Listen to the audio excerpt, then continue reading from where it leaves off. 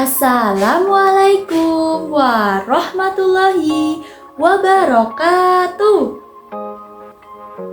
Selamat pagi anak-anak yang hebat. Bagaimana nih kabarnya? Alhamdulillah, luar biasa. Tetap semangat. Allahu Akbar.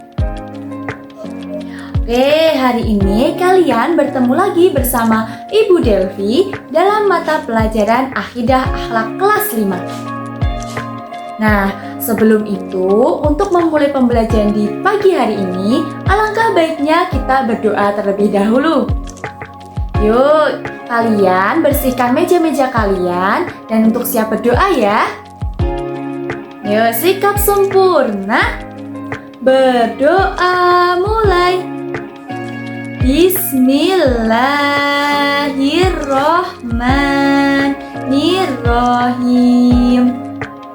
Raditu billahi robba wa bil islami dina wa bi muhammadin nabiyya wa rasulah. Rabbi zidni ilma warzuqni fahma. Amin. Alhamdulillah. Nah, untuk itu kira-kira ada yang tahu nggak anak-anak sekalian? Hari ini kita akan belajar materi tentang apa? Yuk, ada yang tahu nggak? Benar sekali. Hari ini kita akan mempelajari tentang adab bertamu. Oke, sebelumnya Ibu mau bertanya nih. Kira-kira setelah kalian melaksanakan sholat Idul Fitri, biasanya kalian ngapain sih? Langsung pulang atau malah bersilaturahmi ke rumah orang lain? Ya, benar sekali. Kita biasanya setelah melaksanakan sholat Idul Fitri selalu berkunjung atau bersilaturahmi ke rumah orang lain. Nah, kira-kira kalian tahu nggak sih apa yang dapat kita lakukan saat berkunjung? Ya, benar. Kita harus memiliki sikap yang sopan, memiliki adab yang baik, dan yang lainnya. Nah, untuk itu, mari kita membahas tentang adab untuk bertamu. Sebenarnya tujuan dari bertamu itu apa aja sih? Nah, untuk tujuan bertamu yaitu untuk mempererat tali persaudaraan, menjalin kebersamaan, untuk menciptakan keluarga yang baru, dan yang lainnya. Nah, untuk adab bertamu sendiri ada langkah-langkahnya loh. Kalian harus tahu ya cara-cara untuk bertamu. Nah, yang pertama yaitu kalian harus mengucapkan salam terlebih dahulu. Nah, biasanya kalian mengucapkan apa? Assalamualaikum. Nah, kita sebelum bertamu alangkah baiknya mengucapkan salam terlebih dahulu ya, dengan cara mengetok pintu atau mengucapkan salam terlebih dahulu. Assalamualaikum. Nah, kemudian setelah mengucapkan assalamualaikum, kalian dapat meminta izin masuk kepada pemilik rumah. Jangan sampai nih, kalian belum dipersilahkan masuk, sudah masuk duluan. Nah, itu tidak sopan namanya. Terkadang orang yang kita kunjungi rumahnya itu terkadang sedang istirahat atau belum menyiapkan diri, belum pakai kerudung, dan yang lainnya. Jadi kita kasih waktu untuk pemilik rumah itu mempersiapkan diri sebelum membuka pintu ya. Diingat ya anak-anak. Selanjutnya yaitu ketika kita mengetuk pintu, posisi berdiri kita jangan terlalu menghadap pintu masuk ya, karena itu tidak sopan. Nah, apalagi nih kalian sampai mengintip lewat jendela. Wah, itu sangat tidak dianjurkan ya anak-anak, karena kita harus menghindari pandangan-pandangan yang tidak diinginkan. Nah, selanjutnya ketika bertamu, kalian tidak boleh lebih dari 3 hari nih. Kenapa? Karena itu merupakan anjuran dari Rasulullah. Biasanya kita kalau mau menginap itu harus izin terlebih dahulu ya, sehingga pemilik rumah tersebut mengizinkan.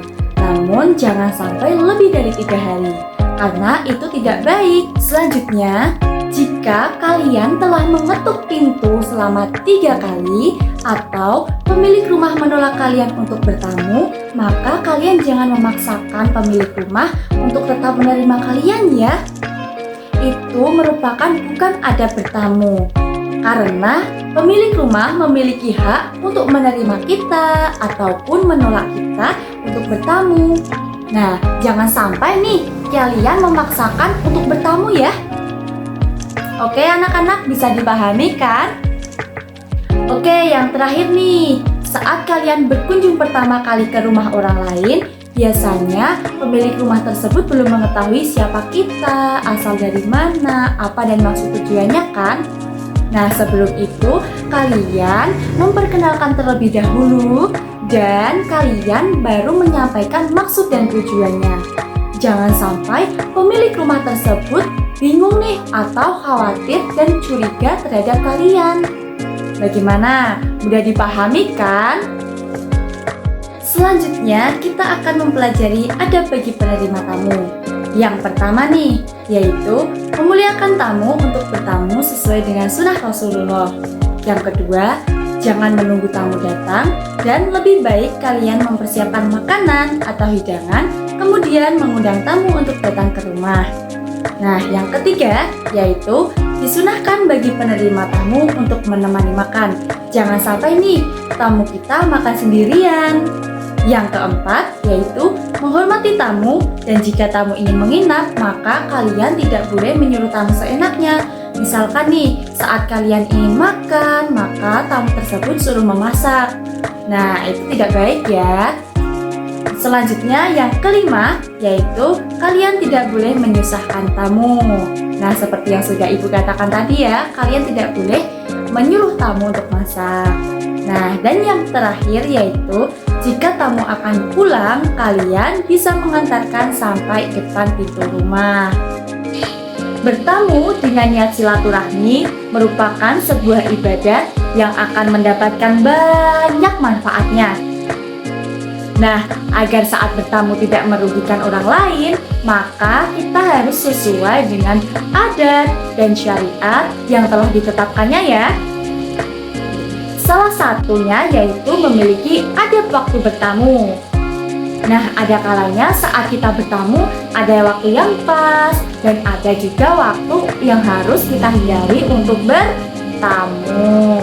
Ya, kita akan membahas waktu yang harus dihindari saat bertamu. Yang pertama nih, waktunya saat sholat subuh atau sebelum subuh. Kita tidak boleh bertamu ya. Yang kedua, waktu saat sholat atau zikir dan membaca Al-Quran.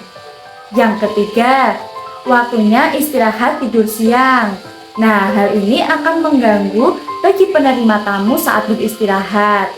Yang keempat, waktu setelah sholat isya. Nah, dan apabila Anda bertamu, maka kita lakukan dengan baik, maka kita akan mendapatkan hikmahnya yang banyak nih, bagi yang bertamu ataupun bagi yang penerima tamu. Kira-kira apa aja sih hikmahnya? Yuk kita bahas satu persatu ya. Baik, untuk yang pertama yaitu dengan bertamu, maka kita akan memiliki sikap yang lebih toleran, tidak memaksakan kehendak orang lain, serta dapat menghargai keputusan orang lain. Ya, diingat-ingat ya hikmah yang pertama.